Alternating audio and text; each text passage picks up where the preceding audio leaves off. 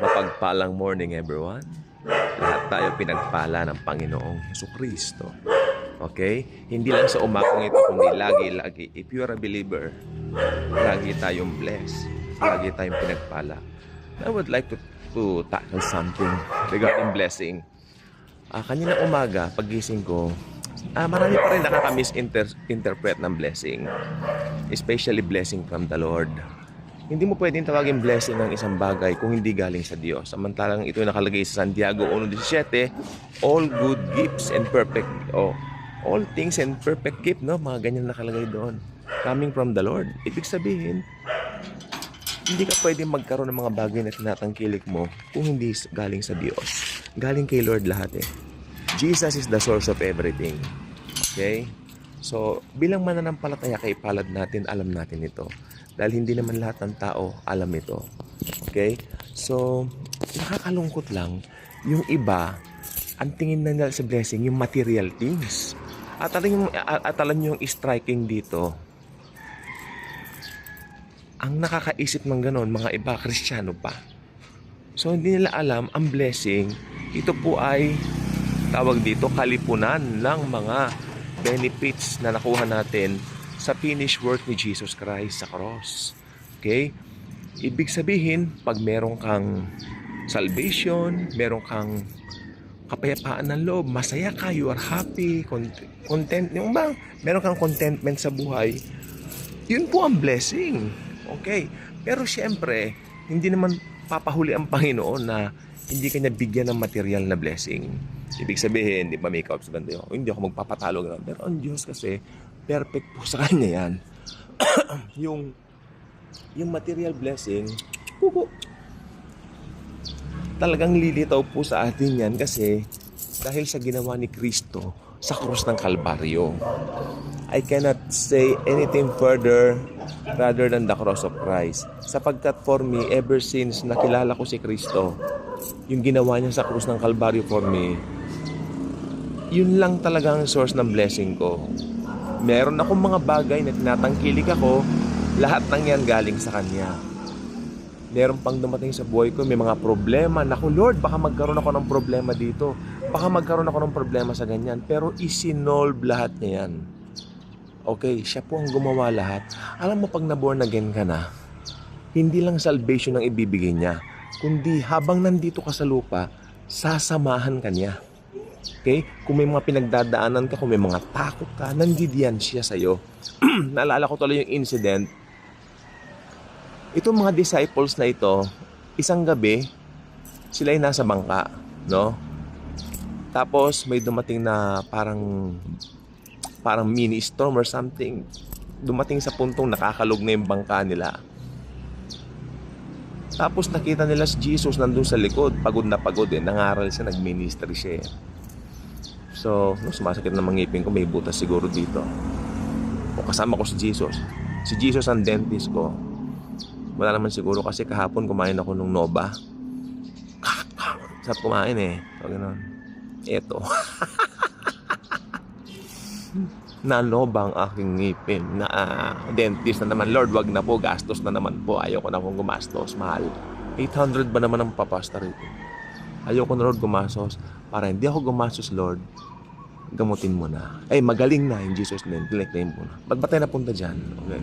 Yung na si Jesus Christ, natutulog siya doon sa ano, sabi ng Bible doon sa cushion ba yun? Doon sa likod ng bangka.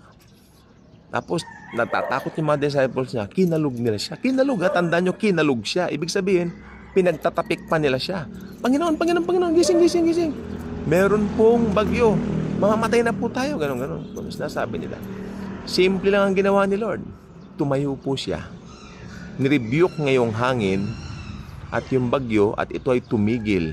At ang sabi ng Bible sa English maganda, and there was a great calm. Okay? There was a great calm.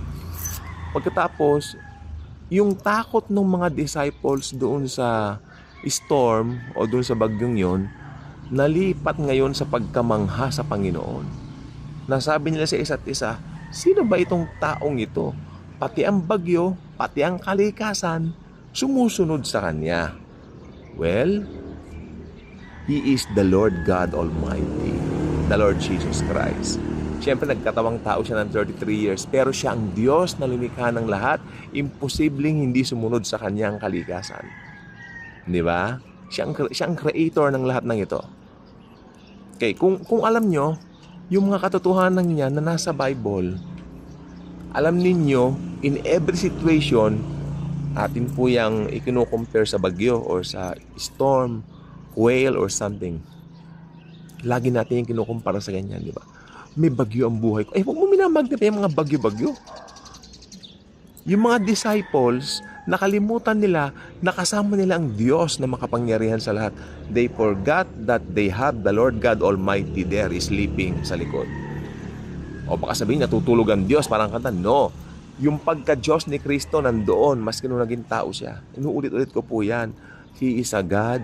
He is God. 100% God, 100% man. Ang tawag po sa kanya, sa person niya, hypostatic union. Hindi nawala yung pagka-Diyos niya, maski natutulog siya. So, nung he got up, sabi ng Bible, he got up, rebuked the wind, and there was a great calm. Bonggang-bongga, bongacious. Ay kabongga, kasi siguro ng mga mga kanya, bongacious, tumigil ang storm. Pero, sila ay lumuhod at nagpuri sa kanya. Sino ba itong taong ito? Pati ang kalikasan ay sumusunod sa kanya. Kung alam mo kung sino si Jesus Christ, hindi ka matatakot sa kahit anong gawin na patibong ng dyablo. Ang dyablo, si Satanas, maaari lang siya maka-access sa isip mo. If you are a believer, si Satan pwede lang umaccess sa isipan mo. Dito sa mind mo. Hindi siya pwedeng umaccess sa puso mo. Dahil si Jesus naka-indwell dito through the Holy Spirit. Hindi siya pwede dyan. Hindi siya papalag sa'yo.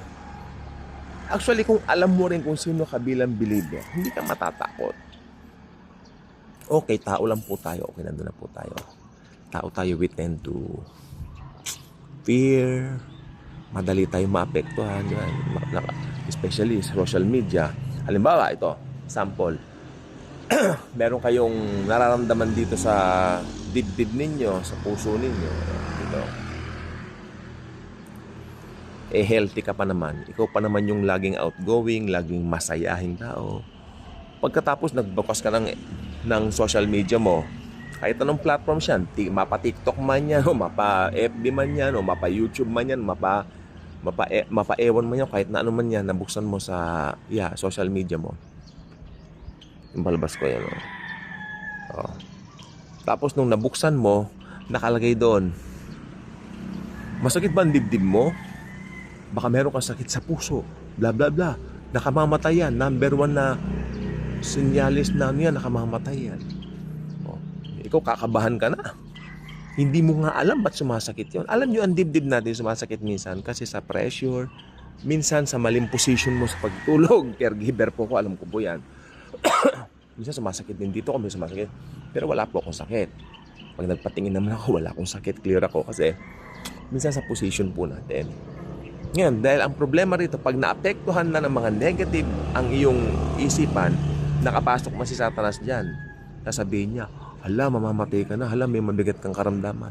May sakit ka. O, di ba? Mga ganyan. Si Satanas. O, hala, bawa nang nakita ka social media na kinatatakutan mo baka mangyari sa'yo. O, hala, mangyari sa'yo. No. Makinig ka mabuti. Bilang believer, you have the power. You have the key to rebuke everything. Yung mga ayaw mong mangyari sa'yo, i-declare mo, in the name of Jesus, hindi yan mangyayari sa akin. At titiyakin ko sa'yo, hindi nga po yan mangyayari. Okay? Pero ang gusto kong mangyari ngayon, sana dumami ang mga subscribers natin sa ating channel. Dito naman sa TikTok, mag-follow kayo sa akin.